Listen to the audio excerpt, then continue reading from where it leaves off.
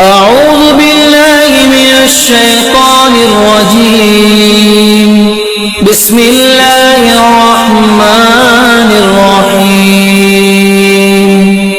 إن الحمد لله نحمده ونستعينه ونستغفره ونؤمن به ونتوكل عليه ونعوذ بالله من شرور أنفسنا ومن سيئات أعمالنا. من يهده الله فلا مضل له ومن يضلله فلا هادي له وأشهد أن لا إله إلا الله وأشهد أن محمدا عبده ورسوله.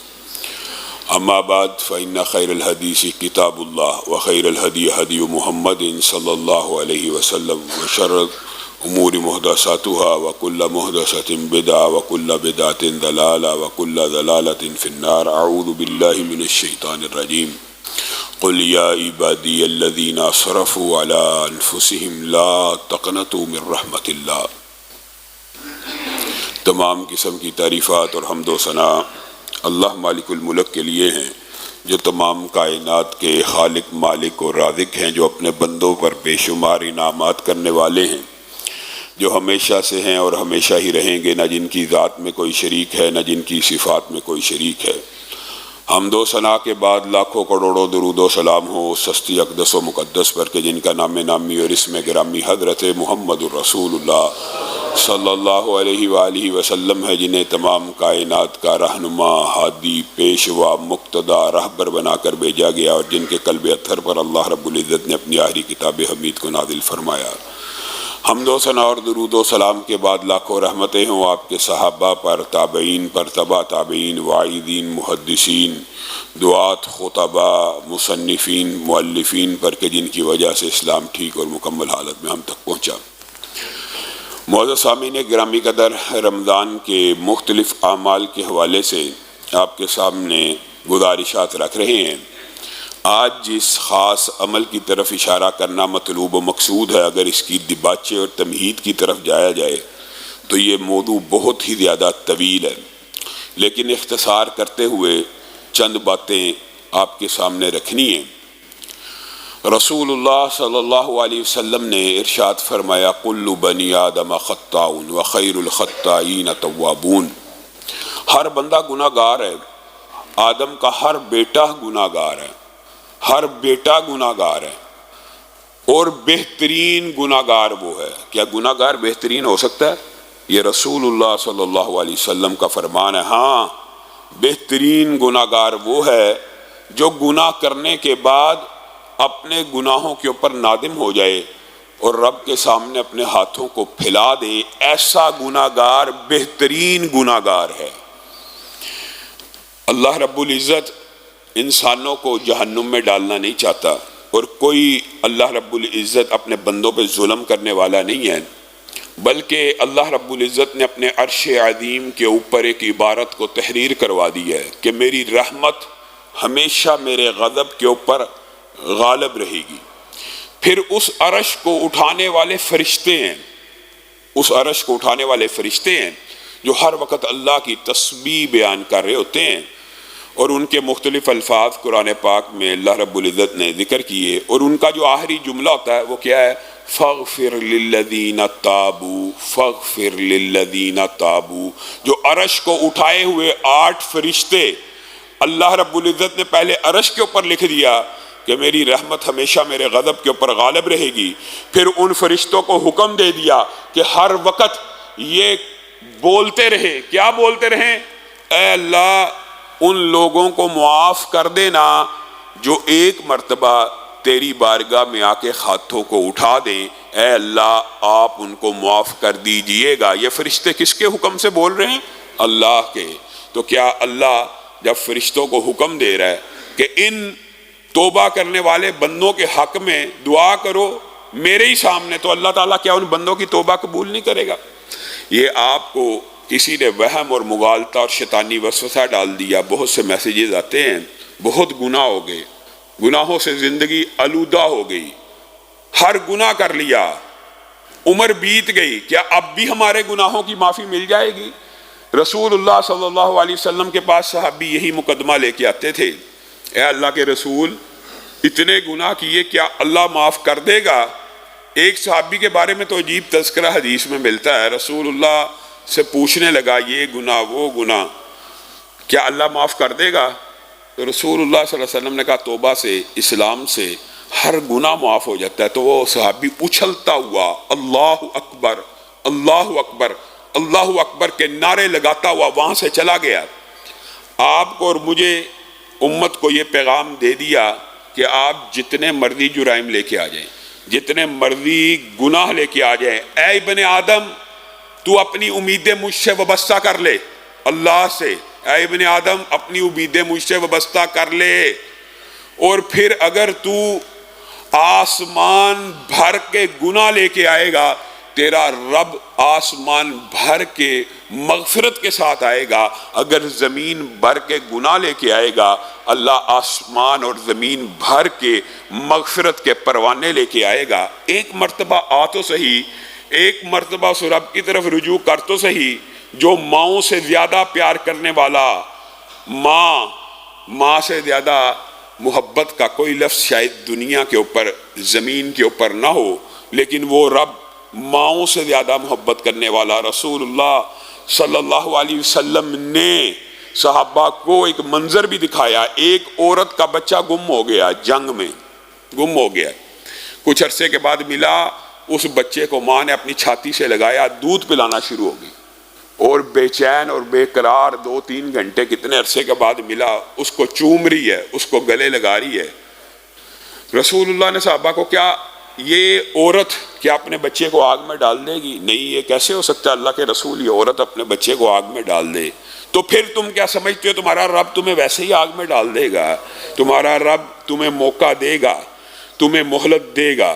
زندگی کے اندر ہر شخص کو یہ مہلت ملے گی، ہر بندے کو یہ مہلت ملے گی کہ کبھی تو اپنے رب کی طرف پلٹے، کبھی تو اپنے رب کی طرف رجوع کرے، کبھی تو اپنے رب کی طرف لوٹ آئے۔ ہر بندے کو رب کو گناہ سے، فرشتوں کو نفرت ہے، رب کو بھی نفرت ہے، لیکن رب کو انتظار ہے کہ گناہگار بندہ کب میری طرف پلٹتا ہے، کب میری طرف لوٹ کے آتا ہے۔ اللہ رب العزت منتظر ہیں کہ بندہ کب میری طرف پلٹ کے آئے گا، اور یہ انتظار، اللہ اکبر، حدیث پاک میں عجیب اس کا رسول اللہ صلی اللہ علیہ وسلم نے نقشہ کھینچا۔ اور اللہ کے بندو، اللہ تعالیٰ تمہارے گناہوں کی وجہ سے تمہارے لیے توبہ کے دروازے بند نہیں کرتا، بلکہ حدیث کے الفاظ ہیں، ان اللہ یبسط یدہ باللیل، ان اللہ یبسط یدہ باللیل لیتوب مسیء النہار۔ گناہ تو کرتا ہے، گناہ تو نے کیا، ضروریات تیری ہیں، حاجات تیری ہیں، مشکلات میں تو گرفتار ہے، ہاتھ کسے پھیلانے چاہیے؟ تجھے پھیلانے چاہیے۔ لیکن حدیث میں الفاظ یہ ہیں، اللہ تعالیٰ بندوں کا کیسے منتظر ہے، ان اللہ یبسط یدہ باللیل، جو ہی رات آتی ہے اللہ رب العزت اپنے ہاتھوں کو پھیلا دیتے ہیں، اور وہ ہاتھ ویسے ہیں جیسے ان کی شان کے لائق ہیں، اور وہ ہاتھوں کو پھیلا کے کیا کہتے ہیں اور کس چیز کا انتظار کر رہے ہوتے ہیں کہ کوئی بندہ آئے اپنے سارے دن کے گناہوں کے بارے میں یہ کہہ دے، اللہ مجھے معاف کر دے، میں رب اس کو معاف کر دوں۔ ان اللہ یبسط یدہ بالنہار، اور رات جب گزر جاتی ہے، صبح کا سورج طلوع ہوتا ہے، رات ساری تو نے برائی، بد کرداری اور بدکاری میں گزاری، ہاتھ تو تجھے پھیلانے چاہیے تھے فجر سے پہلے پہلے نادم ہو کے، لیکن ہاتھ کون پھیلاتا ہے؟ اللہ پھیلاتا ہے۔ ان اللہ یبسط یدہ بالنہار لیتوب مسیء اللیل، صبح ہوتی ہے تو اللہ تعالیٰ اپنے ہاتھوں کو پھیلاتے ہیں جیسے ان کی شان کو لائق ہے، اور کہتے ہیں کہاں ہے رات کے گناہگار، کہاں ہے رات کی طریقیوں میں گناہ کرنے والے؟ ایک دفعہ آ کے کہہ کے دیکھے تو صحیح کہ اللہ مجھے معاف کر دے، میں رب اس کو معاف کر دوں گا۔ رب نے معافی کے لیے کوئی لمبی چوڑی وسیلے، واسطے، ذریعے، طریقے نہیں رکھے، بلکہ حدیث رسول آپ نے سنی ہے، رسول اللہ صلی اللہ علیہ وسلم نے اس سے بھی زیادہ اللہ رب العزت کے انتظار کا، اللہ چاہتا ہے بندہ لوٹ آئے، اللہ کی قسم اللہ نہیں چاہتا کہ بندے کو آگ میں ڈالا جائے، اللہ بھی نہیں چاہتا، آپ اور میں چاہتے ہیں۔ اپنی جانوں کے اوپر ظلم کر کر کر کر کے ہوش نہیں آئی کہ ابھی بھی اللہ رب العزت کی بارگاہ میں چلے جائیں.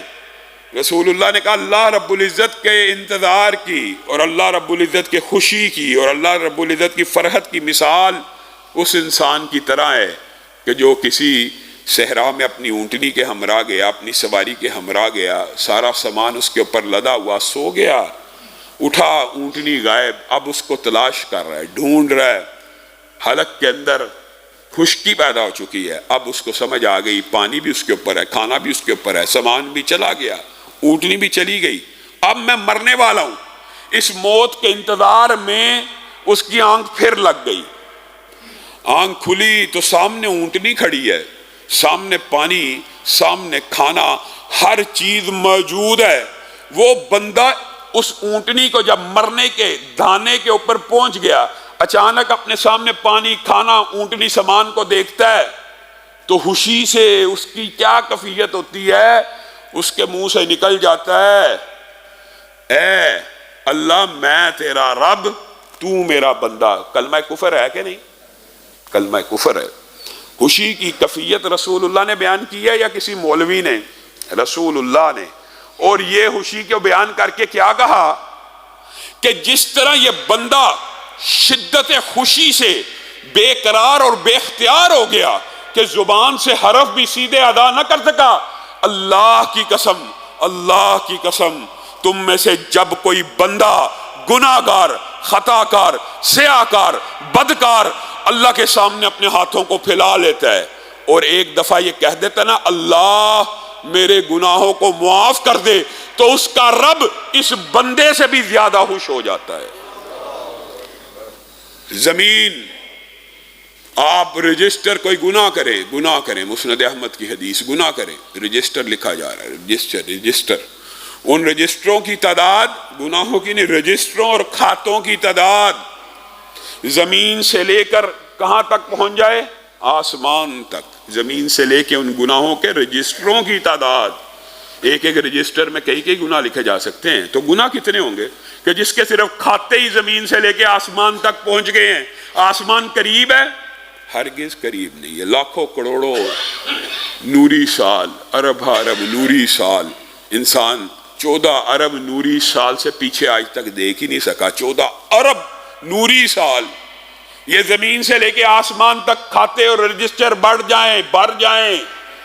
حدیث کے الفاظ ہیں زمین سے لے کے آسمان تک کھاتے ہوں، زمین سے لے کے آسمان تک گناہ ہوں. بندہ آ کے رب کو کیا کہے اے اللہ مجھے معاف کر دے، تو وہ سارے کے سارے گناہ زمین سے لے کے آسمان تک رب معاف کر دیتے ہیں. التائب من الذنب کمن لا ذنب لہ، جو گناہوں کی معافی مانگ لیتا ہے زمین سے آسمان تک گناہ کرنے کے بعد بھی اس کے گناہ اللہ مٹا دیتا ہے. کیسے؟ التائب من الذنب کمن لا ذنب لہ. کھاتا کہاں سے شروع کرتا ہے؟ زیرو سے. یہ سارے کے سارے رجسٹر ختم، گناہ معاف، چٹا سفید پیپر دوبارہ اس کے سامنے رکھ لیا.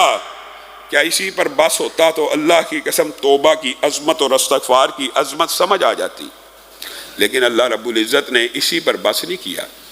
الا من تاب وآمن وعمل عملا صالحا فاولئک یبدل اللہ سیئاتہم حسنات. یہ بندہ کر تو گناہ رہا تھا اور گناہوں سے اس نے رجسٹر بڑھے تھے زمین سے آسمان تک. اللہ نے پہلے کھاتا کلیئر کیا، سفید پیپر دوبارہ سامنے رکھ دیا. اللہ وہ جو کھاتے رجسٹروں کے تھے وہ کہاں گئے؟ وہ تو گناہوں سے آلودہ تھے، ایک ایک رجسٹر کے اوپر لاکھ 2 لاکھ گناہ لکھے ہوئے تھے. اللہ وہ گئے کہاں؟ اے بندے ان رجسٹروں پہ جہاں جہاں تیرا گناہ لکھا تھا وہاں نیکی لکھ دی گئی ہے. فَأُولَٰئِكَ يُبَدِّلُ اللَّهُ سَيِّئَاتِهِمْ حَسَنَاتٍ. آپ کا رب گناہ آپ کرو ان گناہوں کو نیکیوں سے بدل دے. اتنا رحیم، اتنا بخشش کرنے والا رب ہے. آپ کو اس رب کے بارے میں لوگوں نے مغالطہ ڈال دیا. آپ نے یہ سمجھا اب گناہ بہت ہو گئے ہیں، اب عمر تو بیت گئی ہے، اب تو لمحات تھوڑے ہیں، اب شاید رب معاف نہیں کرے گا. ان اللہ لا يقبل التوبہ، ان اللہ لَيَقْبَلُ تَوْبَةَ الْعَبْدِ مَا لَمْ يُغَرْغِرْ۔ جب روح انسان کے جسم سے نکلتی ہے، پاؤں کی طرف سے نکلنا شروع ہوتی ہے، انسان بے قرار ہو جاتا ہے، بے چین ہو جاتا ہے، یہاں تک کہ اس کا آخری پاؤں انسان کے کہاں پہ لگتا ہے؟ گلے پہ۔ اور جس کو غرغرہ کہتے ہیں، غرغر کی آواز آتی ہے جب وہ یہاں پہ ٹھوکر مارتی ہے نا اس ہڈی پہ، نکلنے کے وقت آخری قدم رکھ دیا، اس وقت انسان کے منہ سے ہلکی سی غرغر، جیسے آپ غرارہ کرتے ہیں، غرغر کی آواز نکلتی ہے۔ رسول اللہ صلی اللہ علیہ وسلم نے یہ نہیں کہا کہ روح نکلتے وقت تک توبہ قبول ہے، ان اللہ یقبل توبۃ العبد ما لم یغرغر، جس وقت وہ روح اپنا آخری پاؤں مار رہی ہوتی ہے، اے بندہ مومن اس وقت تک تجھے مہلت تیرے رب نے عطا کر دی ہے، ایک مرتبہ رب کے سامنے آ کے کہہ دینا اے اللہ میرے گناہوں کو معاف کر دے، رب تیرے گناہوں کو معاف کر دے گا۔ ابلیس کے ساتھ آدم کا جو مکالمہ بعض روایات میں ملتا ہے وہ یہی ہے۔ ابلیس نے کہا اللہ آدم ایک تھا میں ایک تھا، میں نے اس کے اوپر غلبہ پا لیا، اب انصاف کی بات یہ ہے کہ آدم کے جتنے بیٹے ہوں میرے بھی اتنے بیٹے ہوں۔ کہا ٹھیک ہے مان لی، اللہ کچھ اور عطا کر۔ اللہ نے کہا تو اپنے پیادوں کے ذریعے لشکروں کے ہمراہ ان کے اوپر غالب آ جائے گا، اور عطا کر، تو ان کے خون میں چل سکتا ہے، تو ان کو وسوسہ ڈال سکتا ہے جہاں مرضی کھڑا ہو کے، تجھے ان کے جسم کے اوپر یہ اختیار دیا یہ اختیار دیا۔ حدیث آپ میں سے اکثر لوگوں نے سنی ہوگی۔ تو اس کے جواب میں حضرت آدم نے بھی اللہ سے کچھ مطالبات کیے، اللہ آپ نے اس کو میرے اوپر اتنا تسلط اور غلبہ دیا، میری تو ساری اولاد گمراہ ہو جائے گی۔ اللہ رب العزت نے کہا تیری حفاظت کے لیے بھی ایک فرشتہ مقرر کر دیا جائے گا جو اس کو حدود سے تجاوز کرنے نہیں دے گا، جو تجھے اس طرح کی جسمانی اذیت دینے نہیں دے گا، تیری یہ حفاظت ہوگی وغیرہ وغیرہ۔ بڑھتے بڑھتے اللہ کچھ اور عطا کیجیے، تو اللہ رب العزت نے فرمایا پھر تیرے بیٹوں کو ایک ایسی رحمت عطا کرتا ہوں کہ جب تک ان کے حلق سے غرغر کی آواز نہ آئے، جب تک روح نہ نکلے، ان کی توبہ قبول کر دی جائے گی۔ اور آدم کے اوپر بھی اللہ کی رحمتیں ہوں، ہمارے جد امجد ہیں، ہمارے باپ ہیں، انہوں نے بھی اپنے بیٹوں سے محبت کا حق ادا کر دیا، کہا اللہ مزید عطا کر دے۔ اب اس بات کے بعد کیا بات رہ جاتی ہے؟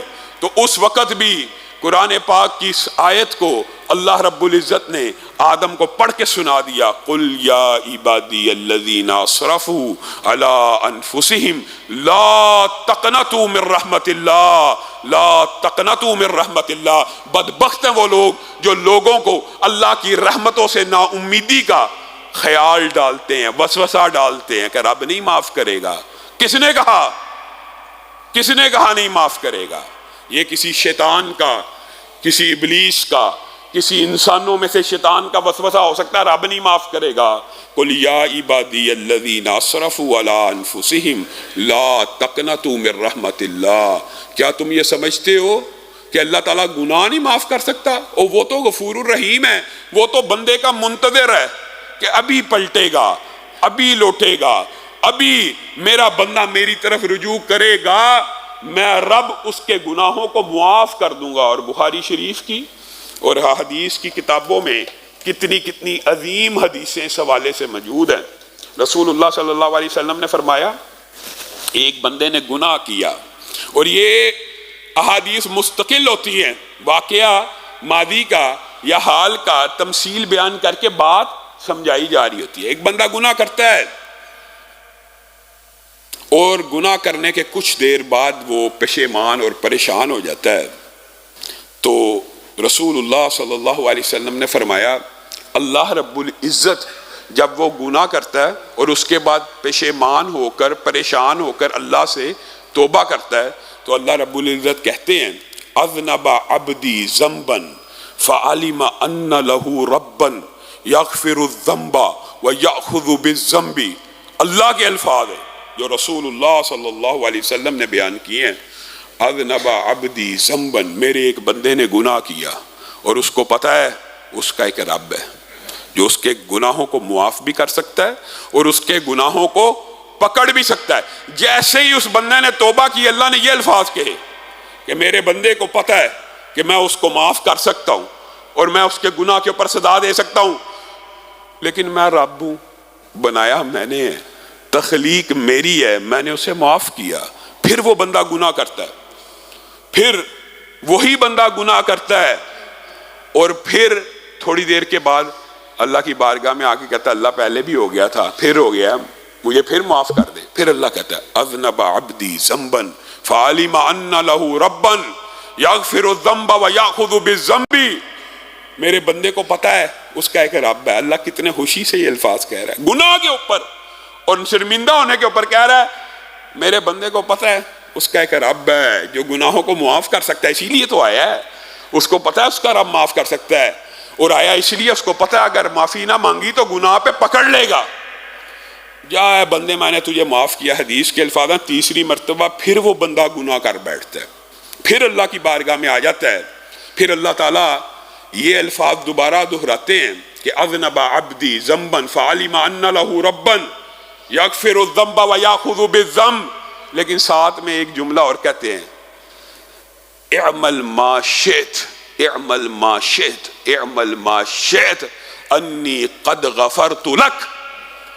جا تو بار بار میری بارگاہ میں آ کے توبہ کرتا ہے، اس کا مطلب ہے تیرا ایمان میرے اوپر ہے، اس کا مطلب ہے تیرا یقین ہے کہ تیرا ایک رب ہے جو تیرے گناہوں کو معاف کرے گا، تیرے گناہوں پہ تجھے پکڑ لے گا. اے میرے بندے تیسری مرتبہ میری بارگاہ میں گناہ کر کے آیا ہے اور توبہ کر رہا ہے، جا آج کے بعد جو مرضی عمل کرتا رہ، تیرے رب نے تجھے قیامت کے دن تک معاف کر دی ہے. لوگ کہتے ہیں بار بار گناہ، ہاں گناہ چھوڑے بغیر گناہ کی توبہ کرنا، اللہ سے مذاق کرنا، یہ حدیث صحیح ہے. لیکن گناہ چھوڑ کے توبہ کرنا، یہ ارادہ کر کے توبہ کرنا کہ اللہ اب نہیں کروں گا، پھر ہو جائے پھر توبہ کر لے، پھر ہو جائے ارادہ یہ ہو کہ نہیں کروں گا، ہو گیا ارادہ یہی ہو کہ نہیں کروں گا، ہو گیا تو اللہ کی قسم آپ اور میں 3 مرتبہ اگر اپنے رب کی طرف لوٹ کر رجوع کر کے، اور ہمیں یہ امید اور یقین ہے ہمارا ایک رب ہے جو ہمارے گناہوں کو معاف کر دے گا، اور اگر معافی نہ مانگی تو پکڑ لے گا. یہ خوشخبری ہر اس بندے کے لیے ہے کہ جو اللہ کی بارگاہ میں ایک ہی گناہ کو 3 مرتبہ لے کے آئے، اور اللہ کے خوف کی وجہ سے، اللہ کے سامنے کھڑے ہونے کے ڈر کی وجہ سے بار بار اللہ سے معافی مانگے. اس بندے کو اللہ تعالیٰ ایسے لوگوں میں شامل کر لیتے ہیں کہ یہ بندہ پکا مومن ہے، اس کو اپنے رب کے اوپر یقین ہے. اب اس کے لیے جنت کے پروانے اور جنت کی خوشخبریاں اور جنت کی بشارتیں ہیں. رسول اللہ صلی اللہ علیہ وسلم نے فرمایا بندہ ایک گناہ کرتا ہے، بڑا طویل باب ہے، بندہ ایک گناہ کرتا ہے، اس کے دل میں سیاہ نقطہ پیدا ہو جاتا ہے. اگر توبہ نہیں کرتا وہ نقطہ آٹومیٹک بڑھنا شروع ہو جاتا ہے. وہ نقطہ جو ہی بڑھتا ہے انسان دوسرا گناہ کر بیٹھتا ہے. یعنی وہ سیاہی اس کو اگلا گناہ کرنے کے اوپر مجبور کرتی ہے، اور اگر اس سیاہی کو تو نے دھویا نہ تو اگلا گناہ آسان ہو جائے گا. اور پھر وہ کالا ہوتے ہوتے دل کالے ہو جاتے ہیں. یہ کتنا لمبا چوڑا قرآن پاک میں اس حوالے سے آپ نے آیتیں پڑھی ہیں. فی قلوبہم مرض، پورا دل کالا ہو گیا تو دل مریض ہو گئے. فی قلوبہم زیغ، جب دل مریض ہو گئے تو دل ٹیرے ہو گئے.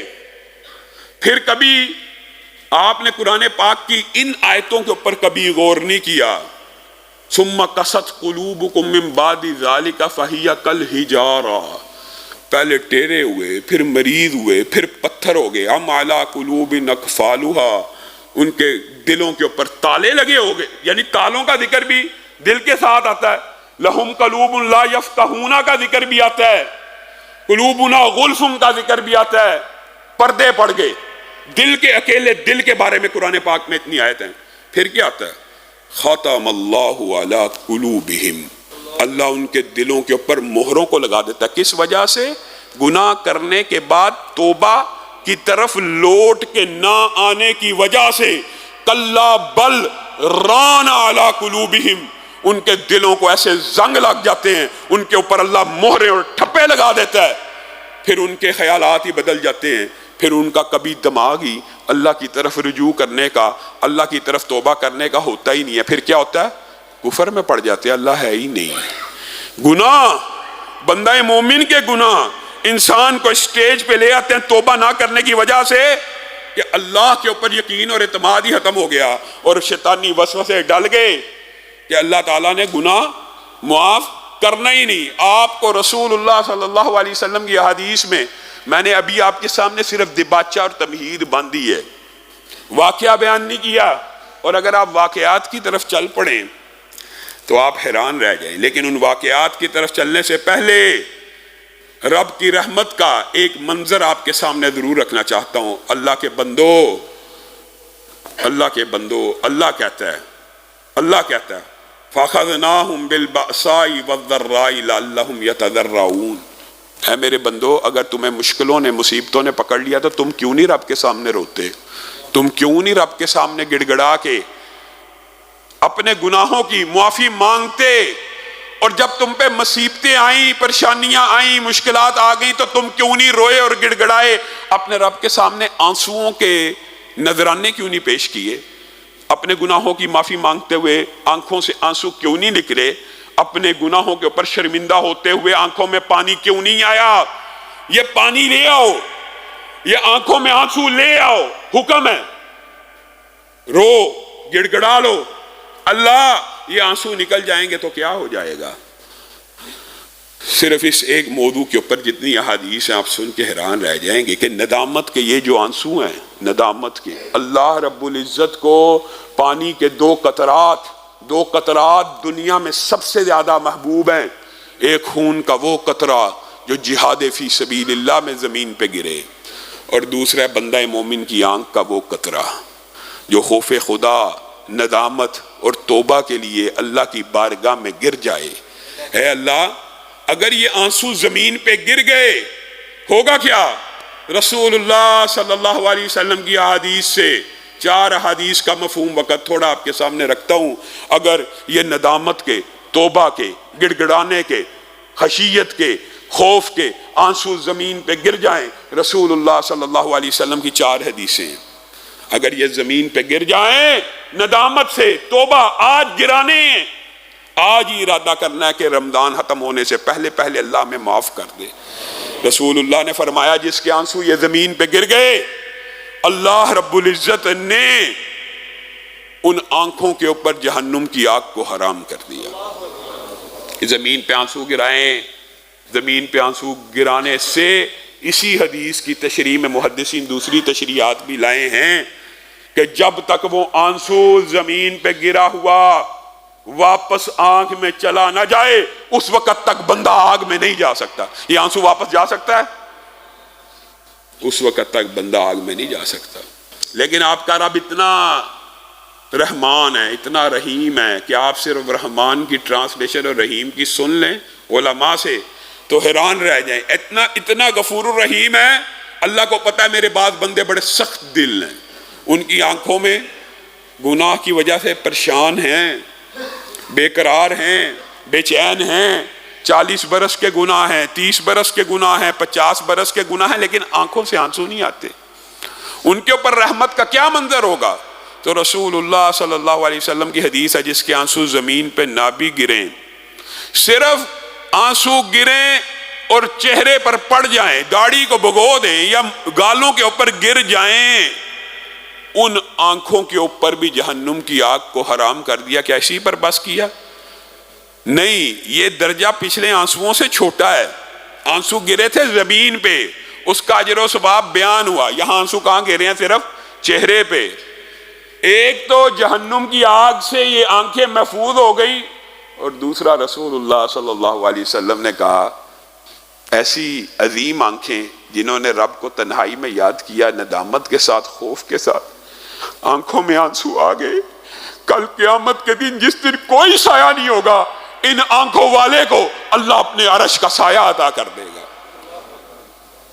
اے اللہ ہمیں آنسو بہانے کی توفیق عنایت فرما.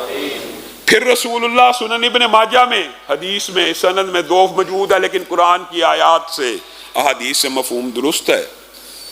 کچھ لوگ ایسے بھی ہیں جن کی آنکھوں سے ایسے آنسو نہیں آتے جو چہرے پہ پڑ جائیں.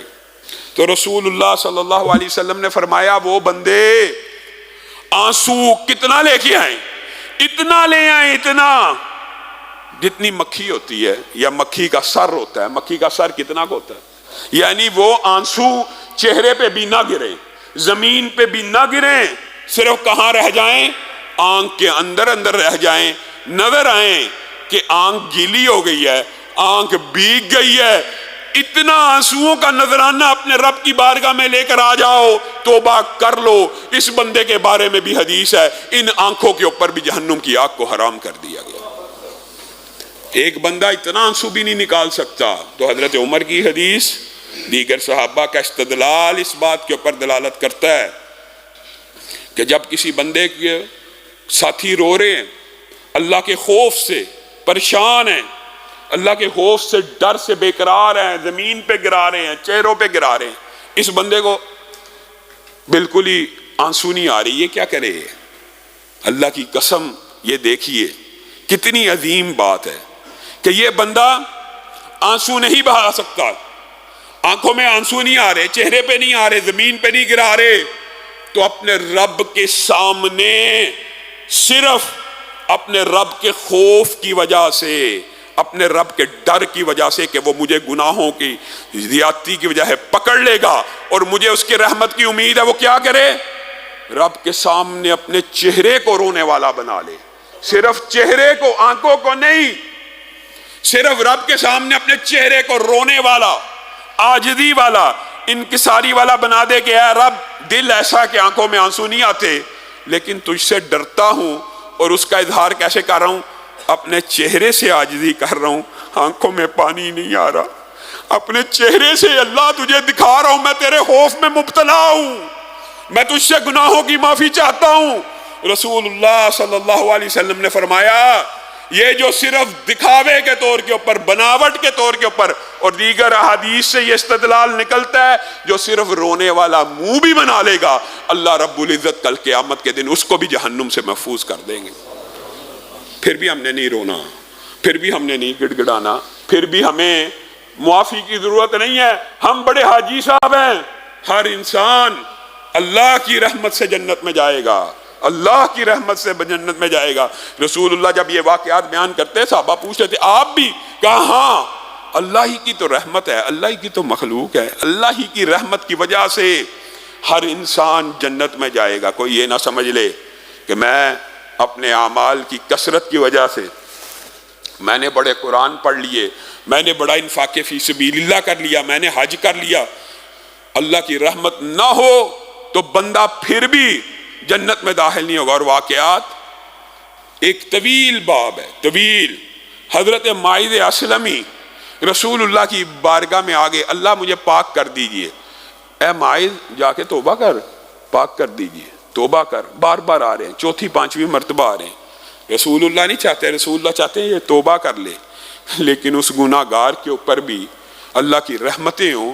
وہ گھر جاتا ہے، اس کے ذہن میں گناہ آتا ہے اور وہ دوڑتا ہوا رسول اللہ کی بارگاہ میں آتا ہے، اللہ کے رسول پاک کر دیجئے۔ سویا بھی نہیں جاتا، ساری رات کب کباتا رہتا ہوں، کیسا ظلم کر لیا، کیسا گناہ کر لیا۔ چوتھی پانچویں دفعہ آیا، رسول اللہ نے کہا اس کا دماغ ٹھیک ہے؟ ٹھیک ہے، حالت نشے میں تو نہیں ہے۔ اے ماعز آپ کو کس گناہ سے پاک کیا جائے؟ کہا اللہ کے رسول زنا ہو گیا، شادی شدہ ہوں، زنا کر بیٹھا ہوں، بہک گیا ہوں، مجھے پاک کر دیجئے۔ رسول اللہ نے صحابہ کو کہا اس کو سنسار کر دیا جائے۔ جب سنسار کیا گیا، صحابہ کے دو گروہ بن گئے، ایک نے کہا ماعز ہلاک ہو گیا، دوسرے نے کہا اس نے تو توبہ کی ہے۔ ایک نے کہا ماعز ہلاک ہو گیا، دوسرے گروہ نے کہا اس نے تو توبہ کی ہے۔ رسول اللہ کی کان سے یہ باتیں ٹکرا رہی ہیں، باہر آئے، کہا اپنے بھائی ماعز کے لیے دعا کرو، اپنے بھائی ماعز کے لیے دعا کرو، اور میں تمہیں آگاہ کرنا چاہتا ہوں ماعز نے ایسی توبہ کی ہے اگر پوری امت میں بانٹ دی جائے سارے کے سارے گناہگار معاف ہو جائیں۔ ماعز اسلمی رسول اللہ کے دور میں سنسار کیا گیا۔ اسلام کی سزائیں وحشیانہ نہیں ہیں بلکہ گناہوں سے پاک کر دینے والی ہیں۔ توبہ، استغفار انسان کے جسم کو گناہوں سے پاک کرتا ہے۔ وہ اسی لیے پھر قبیلہ غامدیہ کی عورت بھی آ گئی، آگے کہنے لگی اللہ کے رسول مجھے بھی پاک کر دیجئے۔ رسول اللہ نے واپس بھیجا، پھر آئیں، پھر واپس بھیجا۔ کہا آپ مجھے ماعز اسلمی کی طرح بار بار واپس بھیجیں گے؟ تو کون ہے، تیرا کیا معاملہ ہے؟ میں وہی تو ہوں، وہی ہوں جس کے ساتھ مائز نے ایسا کام کیا تھا اور توبہ کرتے ہوئے اپنی جان کا نذرانہ پیش کر دیا۔ اب میں سوتی ہوں مجھے چین نہیں آتا کہ وہ کتنا عظیم انسان تھا، گناہ کر کے اپنے آپ کو معاف کروا کے چلا گیا ہے اور میں ہی بدقسمت اور بدبخت رہ گئی ہوں۔ اللہ کے رسول مجھے بھی پاک کیجیے۔ رسول اللہ کی زندگی میں حدود اللہ کے جرائم میں ہمیشہ اقرار کے ساتھ سزا ہوئی ہے۔ یہ ایسا معاشرہ تھا کہ جہاں پہ کوئی گناہ کر لیتا تھا تو دل بے چین ہو جاتا تھا، دل بے قرار ہو جاتا تھا، راتوں کی نیندیں اڑ جاتی تھی۔ کیسی نیندیں اڑی اس عورت کی؟ رسول اللہ نے کہا زنا کا نتیجہ ظاہر ہونے دے۔ کچھ عرصے کے بعد آئی اور کہنے لگی اللہ کے رسول ظاہر ہو گیا، حمل سے ہوں۔ کہا پھر اس کا کیا قصور ہے، چلی جا، ابھی پاک نہیں کیا جا سکتا۔ بچہ پیدا ہو گیا، پہلے دن کے بچے کو اٹھا کے 9 ماہ گزر گئے گناہ کیے ہوئے، پہلے دن کے بچے کو اٹھا کے لے آئی اللہ کے رسول، پتہ نہیں کس اذیت اور تکلیف سے یہ 9 ماہ گزرے ہیں، اب تو پاک کر دیجیے، جا چلی جا، جب تک یہ بچہ کھانے کے قابل نہیں ہوگا اسے پاک نہیں کیا جا سکتا، اور اس کی دائی کا بندوبست کیا جائے۔ بچے کا کیا قصور ہے؟ چند ماہ کے اندر بچے کو چند ماہ کے اندر روٹی کا لقمہ کھلانا سکھا دیا، دائی کا بندوبست کر لیا۔ اللہ کے رسول کی بارگاہ میں آئی، اللہ کے رسول اب تو پاک کر دیجئے۔ کہا ہاں اب تجھے پاک کر دیا جائے گا، بچے کو دائی کے حوالے کر دیا جائے۔ سنگسار کر دیا گیا، سنگسار کیا گیا۔ ایک پتھر زور سے خالد ابن ولید نے بھی مارا، خون کا فوارہ اٹھا، خالد کے کپڑوں کو تر کر گیا، رنگین کر گیا، چند قطرے حضرت خالد ابن ولید کے کپڑوں کے اوپر بھی گر گئے۔ حضرت خالد بن ولید نے ایمانی غیرت سے کہا ناپاک عورت جاتے جاتے مجھے بھی ناپاک کر گئی ہے۔ رسول اللہ صلی اللہ علیہ وسلم کے کان سے یہ الفاظ ٹکرا گئے، تیزی سے اٹھے، بعض روایات میں تھا چادر بھی زمین پہ گر گئے۔ خالد تجھے کیا پتا اس عورت نے کیسی توبہ کی ہے، تجھے کیا پتا اس عورت نے کیسی توبہ کی ہے؟ اگر ظالم فاجر فاسق ٹیکس لینے والا بے ایمان بھی ایسی توبہ کرے اللہ رب العزت اس کی توبہ کو بھی قبول کر لے۔ اس عورت نے ایسی توبہ کیا۔ میں اور آپ گناہوں کے اندر لتھڑے ہوئے ہیں، نہ گناہوں کے لیے دل دھڑکتا، نہ گناہوں کا پریشر۔ رسول اللہ صلی اللہ علیہ وسلم کے صحابہ کہتے ہیں تم جن گناہوں کو آج ہلکا سمجھتے اور مکھی کے پر کے برابر حیثیت نہیں دیتے اور ایسے ناک سے اڑا دیتے ہو، اللہ کی قسم رسول اللہ کے دور میں یہ گناہ ہمیں پہاڑ جتنے نظر آتے تھے اور ہمیں لگتا تھا یہ پہاڑ ہر وقت ہمارے سروں کے اوپر مسلط ہے، ابھی گرے کے گرے۔ اور وہ 99 افراد کے قاتل کا واقعہ ہر ایک کو آتا ہے، ہر ایک کو آتا ہے۔ لوگ کہتے ہیں حقوق العباد معاف نہیں ہوتے۔ قتل جو ہے حقوق العباد میں سے سب سے بڑی حق تلفی ہے، سب سے بڑی حق تلفی، کسی انسان کی جان ہی لے لینا۔ اللہ کی قسم یا آپ کو شیطان نے وسوسہ ڈالا ہے، حقوق العباد بھی معاف ہو جاتے ہیں، اس کی کچھ شرائط ہیں، لیکن ایک عام فہم شرط یہ ہے حقوق العباد بھی معاف ہو جاتے ہیں۔ اللہ فلاں بندے کا پیسہ کھایا، فلاں بندے کا مال کھایا، اللہ توبہ کرتا ہوں آج کے بعد کبھی خیانت نہیں کروں گا، بددیانتی نہیں کروں گا، مجھے معاف کر دیں۔ اور ساتھ میں یہ شرط بھی ہے اے اللہ جتنی خیانت کی ہے اتنا بال واپس لوٹاؤں گا۔ تو اللہ کی قسم حقوق العباد بھی معاف ہو جاتے ہیں۔ آپ کو کس نے کہا نہیں معاف ہوتے؟ یہ آپ کو مغالطہ شیطان اور جہلا کا ڈالا ہوا ہے کہ حقوق العباد معاف ہونے کی ایک ہی شرط ہے کہ اس کا حق واپس کر دیا جائے بس، اور جہاں پہ حق واپس کرنے کی مہلت نہ ملے اس بارے میں بھی سمجھ لیجئے۔ بہت لوگوں کے ذہن میں مغالطے ہیں۔ مثال دے رہا ہوں، ایک آدمی کی آپ نے غیبت کی ہے، ایک آدمی کو آپ نے برا بھلا کہا ہے، آپ اس سے دوبارہ مل نہیں سکتے، اس سے معافی طلب نہیں کر سکتے، حق یہی ہے اس سے معافی مانگ لی جائے اس کی زندگی میں، بالفرض وہ بندہ فوت ہو گیا۔ پھر بھی اگر آپ اللہ رب العزت سے توبہ کریں گے، معافی مانگیں گے تو اللہ رب العزت معاف کرے گا، جس کی سب سے بڑی دلیل یہ 99 افراد کے قاتل کا واقعہ۔ قتل سے بڑا ہاں اللہ تعالیٰ اس کو کمپنسیٹ کرے گا جس کے ساتھ ظلم ہوا ہے، اللہ تعالیٰ جس طرح بھی کمپنسیٹ کرے گا، یہ ایک طویل باب ہے۔ جو گھر اس کو عنایت کرے گا، جو نعمتیں عنایت کرے گا، وہ ایک الگ باب ہے، یہاں تک کہ وہ خود بندہ اپنا حق چھوڑ دے گا کہ نہیں اللہ یہ لینا حق نہیں لینا۔ تو اسی طرح حقوق العباد میں سب سے بڑی حق تلفی قتل ہے۔ یہ بندہ 99 قتل کر کے ایک بہت بڑے عالم کے پاس پہنچ گیا، ایک بہت بڑے عالم کے پاس پہنچ گیا اور اس سے پوچھا کیا میں نے 99 قتل کیے ہیں، میری توبہ ہو جائے گی؟ اس عالم نے کہا بڑا مشکل ہے یار، تو بڑا ظالم ہے، تو نے 99 افراد کو قتل کر دیا ہے، تیری توبہ کے امکان موجود نہیں ہے۔ وہ بندہ ویسے ہی جس نے 99 قتل کیے اس کے غصے اور جوش کی کیفیت آپ خود اندازہ لگا، اچھا یہ توبہ نہیں تو بھی جا، اس کو بھی قتل کر دیا۔ پھر پشیمان ہو گیا، 99 قتل کے بعد پہلے پشیمان ہوا، پھر 100 پورے کرنے کے بعد پھر ایک عالم کے پاس پہنچا، اس سے بھی بڑے عالم کے پاس، اور اس سے کہنے لگا کہ عجیب واقعہ ہوا، توبہ کرنے کی نیت سے نکلا تھا، پھر غصہ آ گیا، پھر قتل ہو گیا، پھر دل میں خوف ہے کہ رب پکڑ لے گا، کیا کروں؟ تیرے اور تیرے رب کی توبہ کے درمیان کوئی چیز حائل نہیں، کر توبہ۔ عالم نے کہا کر توبہ، کر توبہ، اور باقی زندگی وہ نیکوکاروں کی بستی ہے وہاں گزار، میں تجھے گارنٹی دیتا ہوں تیرا رب تجھے معاف کر دے گا۔ بندہ اس بندے کی بات سن کے خوشی خوشی نیکوکاروں کی بستی کی طرف چند قدم اٹھاتا ہے، آسمان سے ملک الموت کا نزول ہوا، اس کی روح کو قبض کر لیا۔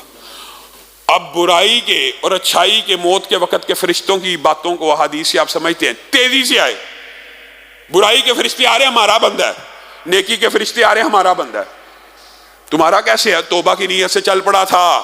رب کا یہ فرمان ہے جو توبہ کر لے گا، توبہ کی نیت کر لے گا، آپ کا رب ایسا ہے جو نیت کر لے اس کی بھی توبہ کو قبول کرنے والا ہے، نیکی کی نیت کے اوپر اجر و ثواب ہے، اور گناہ کرنے کے بعد مہلت ہے، کچھ لمحے گناہ لکھا ہی نہیں جاتا، روک دیا جاتا ہے کہ شاید توبہ کر لے، شاید توبہ کر لے، شاید توبہ کر لے، لکھو نا، ابھی نہ لکھو، ابھی نہ لکھو، ابھی نہ لکھو، شاید پلٹ آئے، شاید لوٹ آئے۔ فرشتے آپس میں جھگڑا کرنا شروع کر دیتے ہیں، یہ میرا بندہ، یہ میرا بندہ۔ ایک فرشتے کو فیصل مقرر کیا جاتا ہے، اللہ رب العزت ایک فرشتے کو نازل کرتے ہیں، وہ کہتے ہیں ٹھیک ہے تمہاری بات بھی درست ہے، تمہاری بھی درست ہے، بات تو ٹھیک ہے، ساری زندگی قتل ہی کرتا رہا، تمہارا بنتا ہے، ان کی بات درست ہے کہ توبہ کی طرف چاہے۔ ایسے کرتے ہیں کہ زمین کی پیمائش کر لیتے ہیں، جس بستی کے قریب ہوگا ان بستی کے اعمال کے مطابق کے جو فرشتے ہیں وہ لے جائیں گے، اگر نیکوکاروں کی بستی کی طرف ہوا نیکی کے فرشتے لے جائیں گے، اگر بدکاروں کی بستی کی طرف زیادہ ہوا تو برے فرشتے لے جائیں گے۔ رسول اللہ صلی اللہ علیہ وسلم نے فرمایا فرشتے نے جو ہی فیصلہ کیا، اللہ رب العزت نے آسمان کی بلندیوں سے زمین کو حکم دیا، اے زمین میرے اس بندے کو لے کر نیکوکاروں کی بستی کی طرف سمٹ جا۔ پیمائش کی گئی، تھوڑے ہی فاصلے پہ نیکوکاروں کی بستی آ گئی، اور جنت کے فرشتے اس 99 افراد کے قاتل کو جس نے 100 کی سینچری مکمل کی جنت میں لے گئے۔ کس وجہ سے؟ توبہ کی وجہ سے۔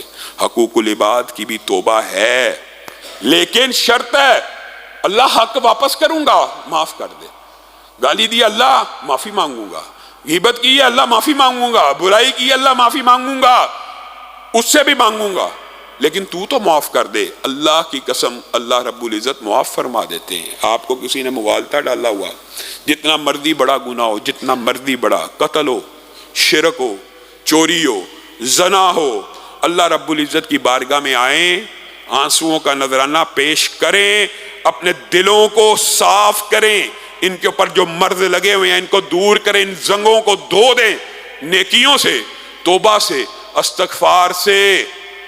اللہ رب العزت جو کہا گیا، جو سنا گیا، اس کو سمجھنے کی توفیق عنایت فرمائے۔ ان الحمد للہ نحمده ونستعینه ونستغفره ونؤمن به ونتوکل علیہ ونعوذ باللہ من شرور انفسنا ومن سیئات اعمالنا من يهده الله فلا مضل له ومن يضلل فلا هادي له واشهد ان لا اله الا الله واشهد ان محمدا عبده ورسوله اما بعد فان خیر الحدیث کتاب اللہ وخیر الهدی هدی محمد صلی اللہ علیہ وسلم وشر الامور محدثاتها وكل محدثة بدعة وكل بدعة ضلالة وكل ضلالة في النار۔ موضوع سامعین گرامی قدر، جیسے کہ آپ کے سامنے یہ بات رکھی ہے کہ موضوع بڑا طویل تھا اور ہے، اور بے شمار واقعات اور حقائق ابھی ایسے ہیں جو آپ کے سامنے رکھنا مطلوب اور مقصود تھے، لیکن وقت تیزی سے گزر جاتا ہے۔ آپ احباب رات کے دروس میں بھی شرکت کیا کریں۔ 2 وظائف استغفار کے آپ کے سامنے رکھوں گا اور ایک واقعہ رکھ کے اپنی بات کو ختم کروں گا۔ امام احمد ابن حنبل ایک مرتبہ ایک علاقے میں پہنچے مسجدوں کے دروازے بند ہیں، ہر چیز بند ہو چکی ہے، اور امام احمد ابن حنبل مسافر تھے، پریشان تھے کہ میں کہاں پر رات بسر کروں گا۔ تو ظاہر ہے ائمہ کا، علماء کا جو طرز عمل ہے وہ مساجد کے ساتھ ہوتا ہے، تو ایک جامع مسجد گئے، اس کا دروازہ بھی بند، تو اس کے سامنے ہی اپنا بستر ڈال لیا کہ چلو فجر کے وقت کھلے گی تو میں مسجد میں داخل ہو جاؤں گا، ابھی بند ہو گیا، ابھی اٹھانا مناسب نہیں، وعدے دینا۔ اسی اثنا میں وہاں سے ایک نان بھائی، روٹیاں لگانے والا، نان لگانے والا گزرا، اس نے ایک شخص کو مسجد کے سامنے لیٹا ہوا پایا، کہا مسافر ہے؟ کہا جی ہاں۔ کہاں سے ہیں؟ بڑی دور دراز سے ہیں۔ آئیے، جب تک مسجد نہیں کھلتی پاس ہی میرا گھر ہے، وہاں پہ آپ ٹھہر جائیے۔ امام احمد ابن حنبل اس نان بائی کے ساتھ اس کے گھر میں چلے گئے۔ کیا دیکھتے ہیں کہ وہ نان بائی کی جو زبان ہے اور ہونٹ ہے مستقل حرکت کر رہے ہیں، مستقل حرکت کر رہے ہیں۔ کہا یہ میں بڑی دیر سے نوٹ کر رہا ہوں کہ آپ منہ میں کچھ پڑھتے ہیں۔ کہا ہاں میں پڑھتا ہوں، ہر وقت پڑھتا ہوں۔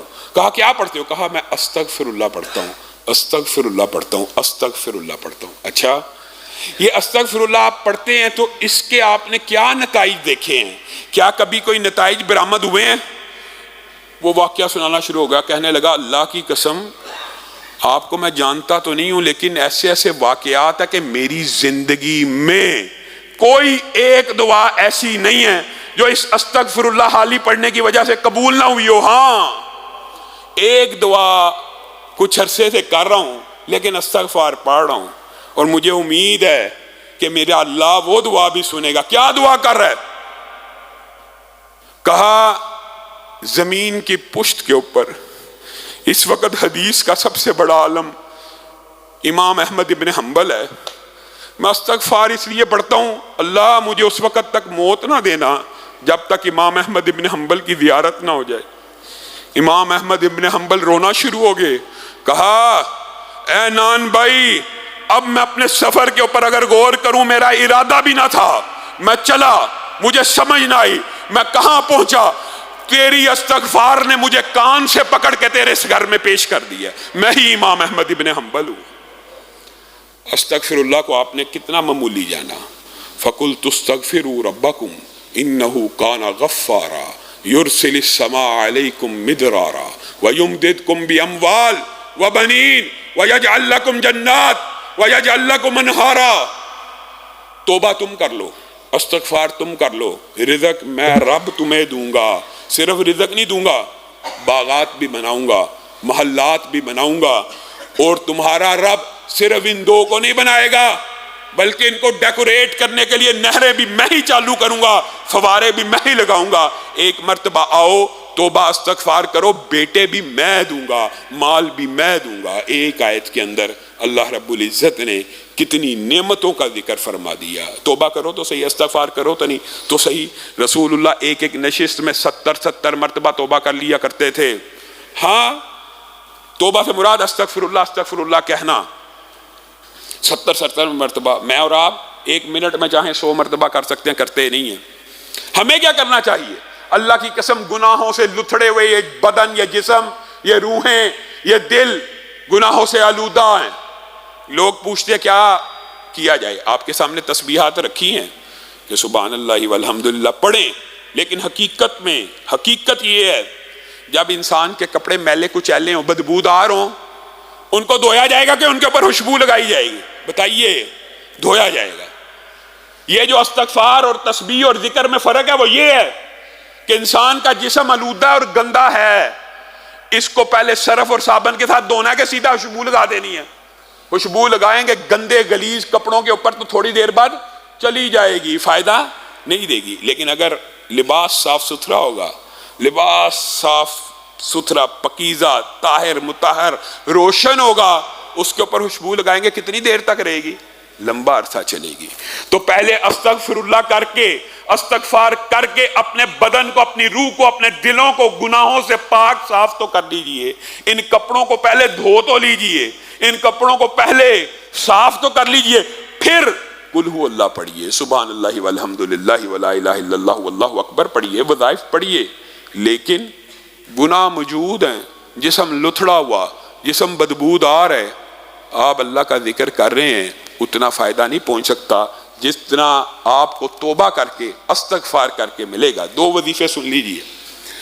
استغفر اللہ الذی لا الہ الا هو الحی القیوم واتوب الیہ، یہ حضرت ابو بکر کو بھی بتایا اور دیگر صحابہ کو بھی بتایا کہ یہ وظیفہ ایسا ہے اگر کوئی بندہ صرف 1 مرتبہ پڑھے گا، اگر وہ میدان جہاد سے بھی بھاگا ہوگا، 1 دفعہ پڑھنے سے اللہ تعالیٰ اس کا یہ گناہ بھی معاف کر دیں گے۔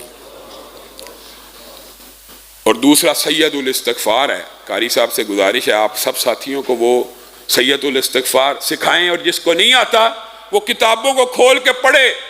اتنا عظیم وظیفہ ہے، اللہم انت ربی لا الہ الا انت خلقتنی وانا عبدک وانا علی عہدک ووعدک ما استطعت اعوذ بک من شر ما صنعت ابوء لک بنعمتک علی وابوء بذنبی فاغفر لی فانہ لا یغفر الذنوب الا انت۔ یہ یاد کریں، یہ اکیلا وظیفہ، اکیلا رسول اللہ صلی اللہ علیہ وسلم نے کہا اکیلا وظیفہ جس نے صبح پڑھا شام تک مر گیا جنت میں داخل ہو گیا، شام کو پڑھا صبح تک مر گیا جنت میں داخل ہو گیا۔ یہ 2 وظیفوں کو اپنی زندگی میں جاری و ساری کیجئے۔ کچھ اعلانات ہیں ہمارے ہاں، کل عورتوں کی طرف دورہ تفسیر ہے 11 بجے سے 1 بجے تک، وہ جو مکمل ہو چکا ہے الحمدللہ، قرآن پاک کی تکمیل ہے، اس میں بھی ساتھی شریک ہو سکتے ہیں۔ اسی طرح حفظ قرآن کے ادارے میں اور عورتوں کے ادارے میں داخلے جاری ہیں، آپ وہ داخلے فارم لے کے اپنے بچوں کو داخل کروا سکتے ہیں۔ سبحان ربک رب العزت عما یصفون وسلام علی المرسلین۔